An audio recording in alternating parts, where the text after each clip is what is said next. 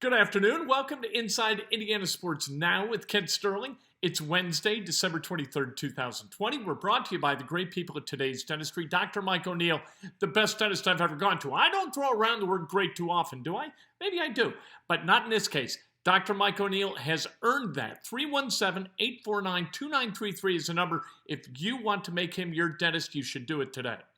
Let's talk about the Colts. It's Wednesday, so we talked to the great Philip Rivers. See, I do throw it around a little bit, but Philip Rivers has been great this year. Colts taking on the Steelers, a lot on the line. Philip, I wonder if there's something unique about going into Pittsburgh and playing against the Steelers, kind of a mystique or a cultural dynamic that exists from generation to generation that makes that kind of a different thing in the NFL, or is that just kind of a media-driven concoction?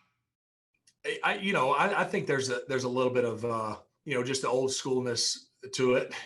Pittsburgh. When you think of Pittsburgh, you think of the Packers, you think of Chiefs. I guess I could go on and on. You think. I've always thought of them that way.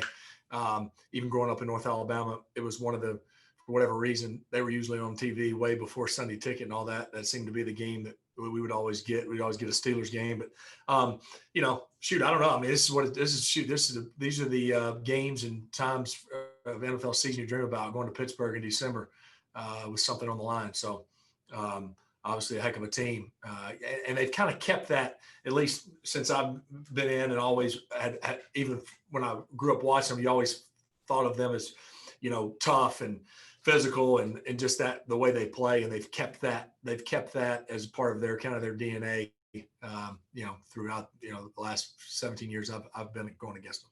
You and Ben Roethlisberger were in the same draft class. How do you remember that night? It's kind of interesting that 17 years later, here you guys are playing against each other. What's your recollection of that night? Yeah, no, it is cool. I've always, as I've said to you, with other guys we've gone against, Aaron Rodgers and other guys, certainly we're not playing one another. Neither of us will be on the field at the same time. Obviously, got our hands full with that defense, as I'm sure he has a great respect for our defense. But yeah, no, it is cool looking. 17 years later for us to still be playing, and Ben's had an unbelievable career. But yeah, you think back to that day. All honesty, I thought I was gonna be in Pittsburgh. I don't know what he thinks. I had thought he was going to be in New York, so it is interesting to see how it all played out. But yeah, it's always fun. Again, when you look 17 years later and you're going to be out there, leading the team and competing against one another. Cutting down on interceptions was kind of a theme for the year for you guys. How have you and Nick and Frank managed to do that while staying aggressive at the same time? Yeah, I think it's it is a balance. It is a balance because you don't want to play you don't play scared.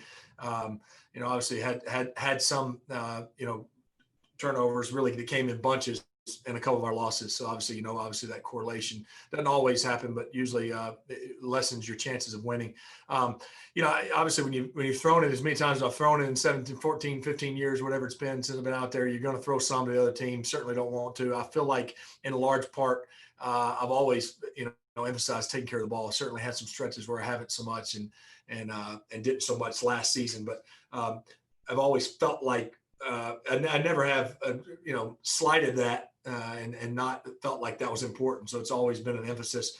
I think again, with the way the guys have protected up front, it's limited it, some of those turnovers from the pocket, fumble wise, and then just trying to continue to make good decisions. Guys are getting open, separating on time, and get it to our guys. No one to throw it away, no one to take a sack. Thankfully, we hadn't had too many, but it's week to week. It's play to play. It's every single play. It's play to play. I don't think you ever got it. You never go, oh well, we figured out that we've stopped the turnover, so we're good now. It's play to play, week to week, and we just got to continue to keep doing a good job of that.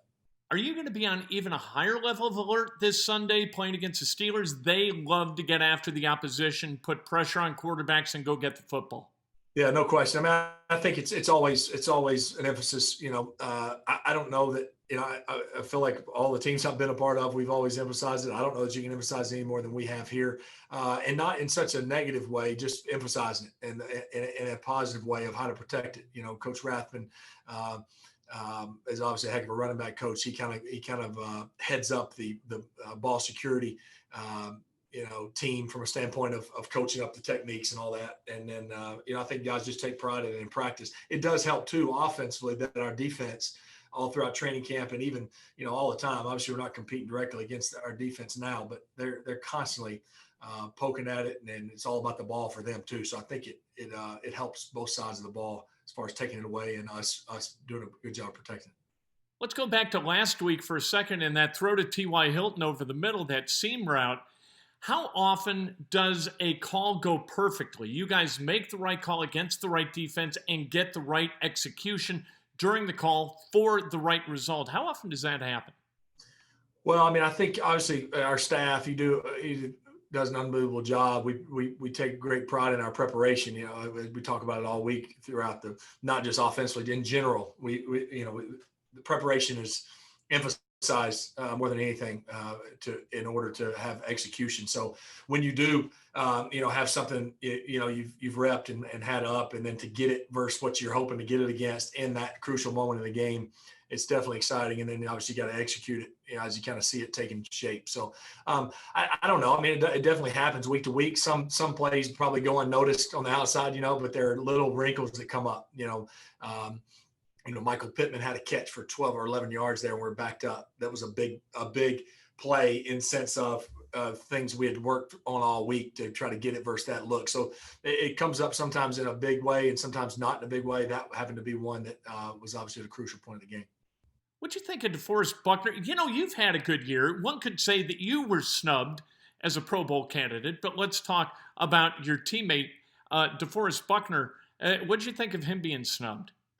Well, I feel like, there's those snubs out there every year. Obviously, DeForest knows how valuable he is to this team.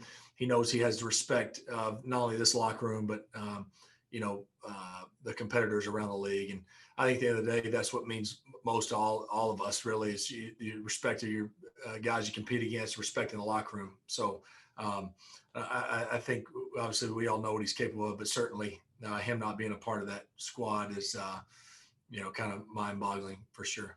That's Philip Rivers, the Colts, and the Steelers, both teams with a lot to play for. The Steelers, they got a 3-game losing streak they would like to end. The Colts, if they win this game, they could elevate themselves as high as number 2 in the seedings in the AFC at the end of the season. Or if they lose this game, regardless of what happens in Week 17 against the Jaguars, they could fall completely out of the playoffs. That's what's at stake, and that doesn't happen every day. In Week 16, the AFC 1-8, really, really tight. One of the teams in that bottom tier, one of those wild card teams, they're going to fall out of playoff contention during these next 2 weeks.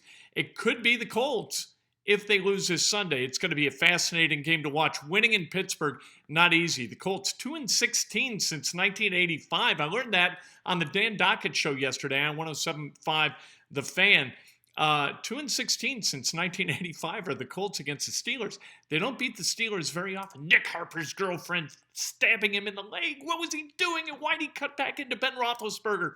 I know it was 15 years ago, but it seems like yesterday, doesn't it? Basketball. A lot of basketball going on tonight. The Indiana Hoosiers, they open their Big Ten schedule tonight at Simon Scott Assembly Hall against Northwestern. Indiana's got to shoot the ball well. And they've got to continue to defend at an elite level. Their defense is really their calling card. They are a top 10 defense in terms of defensive efficiency, according to Ken Pom.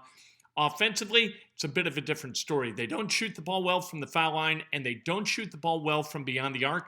Armand Franklin is hitting 46.2% from beyond the arc. The rest of the team, they are 29 of 95. You hit shots, you win games. All right, the defense is going to be there, but you have got to hit shots if you're Indiana. That game tonight on BTN at 8:30. At 6 o'clock on CBS Sports Network, Butler opens their portion of the Big East schedule. They do that against Providence at Hinkle Fieldhouse. This is a big game. Butler needs to find a way to win some games, and this is a pretty good one to go after. Providence, not real good. What Butler's done poorly is limit people's open look or teams' open looks from beyond the arc. Teams are hitting 46% from beyond the arc against Butler. Providence, though, is only hitting 28% from beyond the arc. So push comes to shove. we're going to see what happens with Butler and Providence tonight. Either Providence doesn't shoot it well and Butler is going to be successful, or all of a sudden the switch is going to flip. Providence is hitting shots and Butler is going to be left wanting. Butler's got to find a way to win some games in the Big East. They haven't looked real in sync yet. Hopefully that comes tonight.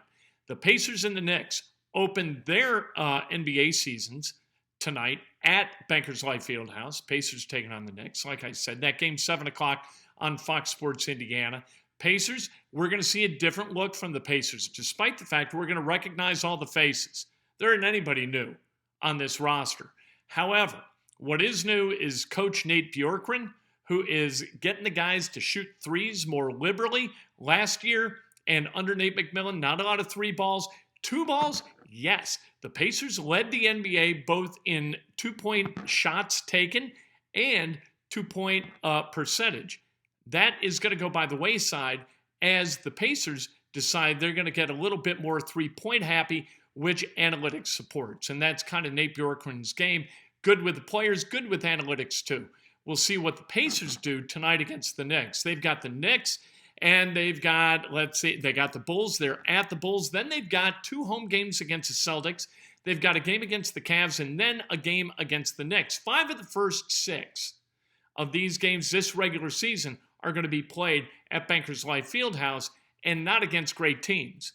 All right. The 2 games against the Celtics notwithstanding, 5 of the first 7 will add the Pelicans game in New Orleans onto the back end of that. 5 of the first 7, not real good teams. And so the Pacers, we can expect to get off to a legitimately good start. If they can start this season 6-1, that'd be terrific. I think it's going to be more like 5-2. We'll see. I think the Pacers got a chance to win somewhere between 43 and 45 games. Malcolm Brogdon said 50. I'd be right there with him if the Pacers were going to play a full 82-game season. They're not. They're going to play 72. God willing, and the COVID don't rise. You're going to play 72? I'd ratchet that number back to 43 to 45. And maybe you go into the playoffs with a little bit of momentum. It's been a long time since the Pacers won a playoff series, hadn't it? Really long time. Great basketball night. Football this Sunday. All right here in central Indiana. The Colts game's in Pittsburgh, but you get what I mean. A lot of home cooking this week, both collegiately and in terms of the NBA. Let's enjoy it as we do. We got Christmas in 2 days. Wish you a happy Christmas, a Merry Christmas, a loving holiday where we choose to lift each other up rather than pull each other down. Let's make an oath. Right now, you and me. We're going to lift each other up instead of pull each other down. How about that? Happy holidays, everybody. Breakfast with Kent tomorrow morning, bright and early, 8 o'clock on Facebook Live, 8:15 on Periscope and Twitter. And then we're done for the week. We're taking some time for the holiday. We're going to enjoy family. Cannot wait to see my family. It's been a long time.